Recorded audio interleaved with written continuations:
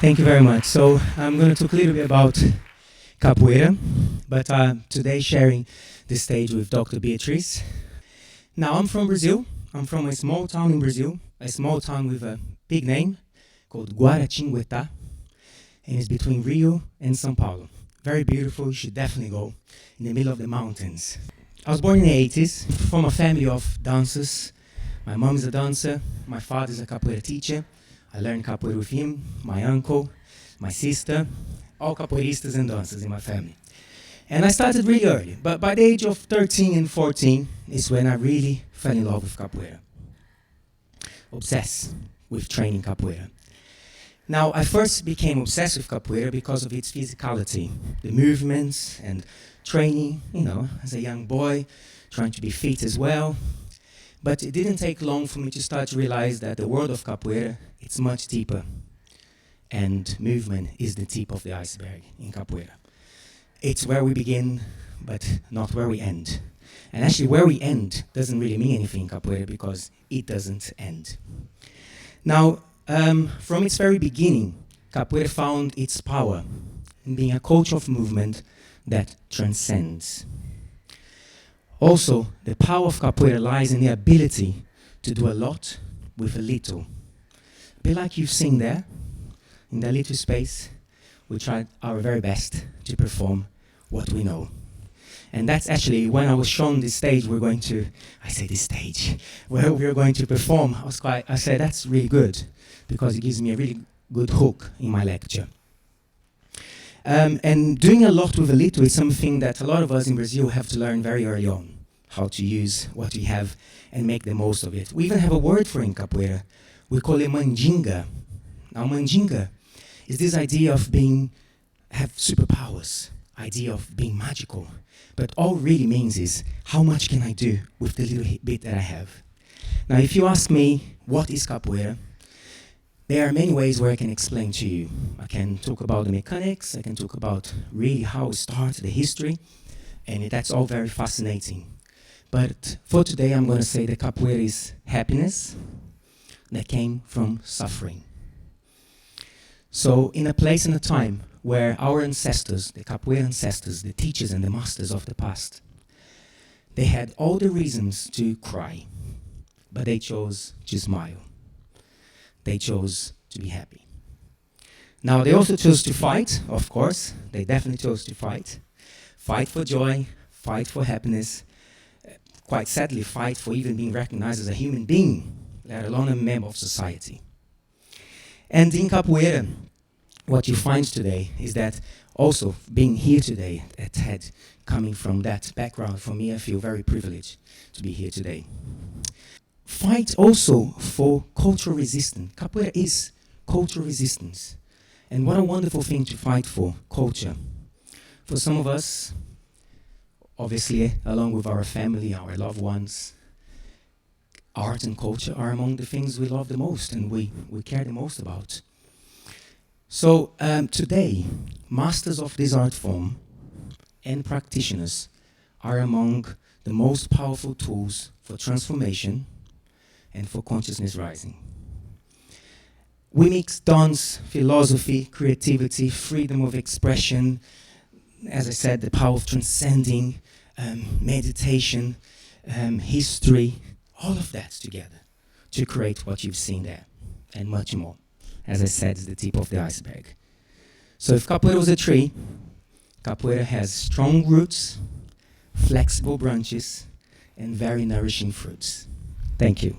As a capoeirista, I'm aware that I've embodied this Afro-Brazilian aesthetic in a white-dominated society here in the UK. And I think my experience as a woman, as a practitioner of the form, as a recently graduated teacher, is that capoeira opens up embodied spaces for renegotiating social injustices and potentially transforming our lives, both within the practice and in everyday life. And there's a circular loop between the two. And I'm going to say a bit more about that over the next 5 minutes in my talk. But first I'd just like to locate myself philosophically so that you know where I'm coming from. So I'm a dance movement psychotherapist, that's one of my professional roles. And dance movement psychotherapy, that's a whole other talk. But in short, it's a form of psychotherapy that uses the body and expressive movement to integrate what we feel, what we think, how we act in our everyday lives. And central to the process of dance movement psychotherapy is, of course, the moving body. We also employ language, like talking therapists, but our focus is the expressive moving body. And because of that, I'm particularly interested in embodiment. In short, embodiment is the integration or the intertwining of mind and body. And our bodies are a constant, dynamic confluence of biology, society, individual psychology. And I'm particularly interested in the relationship that we have with our own bodies and how that impacts on the relationship that we have with each other's bodies. And I'm interested in how we can redefine that relationship and change it. So transformation is the key. Also, I'm a feminist researcher. So I hold a feminist ethos. And I'm interested in how we can do these relationships in politically progressive ways. And more than this, I want to understand how the moving expressive body can really mediate and enact core issues of social justice, particularly now, in our time of global crisis.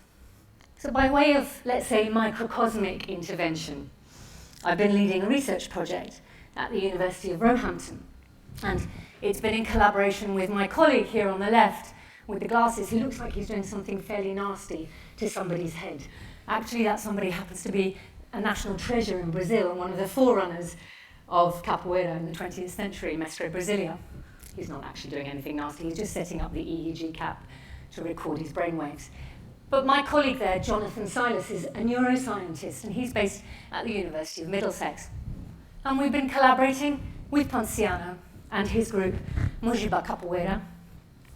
And we've been looking at particularly the interconnection between movement in capoeira, relationship making, emotions, and the brain. And this is the first time this kind of study has been done. So we're very excited. It is a microcosmic intervention, but think local, act global. And today I just wanted to highlight two take-home messages. The first one is, bodies are never neutral. I'm just going to say that again. Bodies are never neutral, and neither is the way we talk about them. We carry our identity in our bodies, our gender, our sexuality, our sex, our class, our age, our ethnicity, our ability, just to name a few aspects of our identity. These are ever-present socio-cultural markers that impact on our relationship with ourselves and with each other on local and global levels, and in visible and invisible ways. That sounds like I've just said invisible twice, but visible and invisible ways. So in our method, we call this body politics. And our body politics really influence how we view the world. They influence how we engage in power relationships. They influence how we see ourselves and each other. And I wonder, as Ponciano and I stand here today, right now, what do you see and feel? What are your initial assumptions about our body politics, our gender, for example? Maybe there's some curiosity around our age or ethnicity. And how does that make you feel about your own body politics? Message number 2. The way we relate and understand each other is fundamentally done through our bodies in movement. There's plenty of research in the fields of psychology and human development studies that supports this. We know that babies learn through movement interaction with their primary caregiver. And in any interaction between two or more people, there is a blend, a meld of identities, a meld of body politics. So when Ponciano and I were playing capoeira for you over there on the stage, perhaps you had a sense of the fluidity of boundaries between both our bodies. Perhaps there was a sense of how we were tangled and you couldn't quite see where one body ended and another one began. And I'm really inspired by somebody called Judith Butler. She's a feminist philosopher. And she captures this sense of meld of identities in a very interesting way. She highlights some tensions and paradoxes around it. And she says, my body is and is not mine. Given over from the start to the world of others, bearing their imprint, formed within the crucible of social life. The body is only later, and with some uncertainty, that to which I lay claim as my own. I think Butler highlights the inevitable, inherent tension and paradox of our entanglement as humans. It's an existential reality. And in our research, we're calling this embodied intersubjectivity.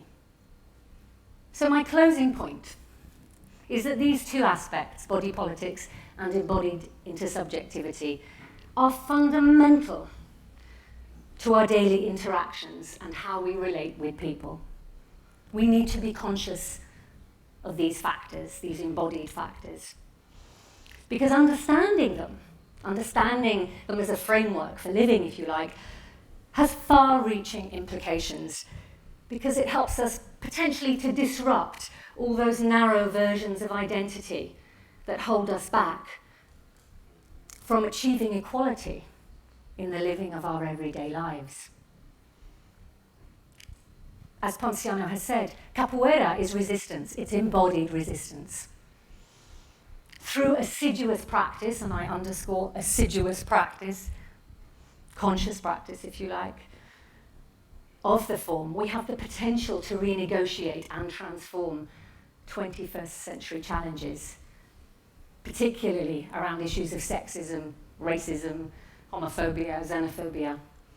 And we can do so in capoeira in playful and politically progressive ways, and through the intelligence of our moving bodies.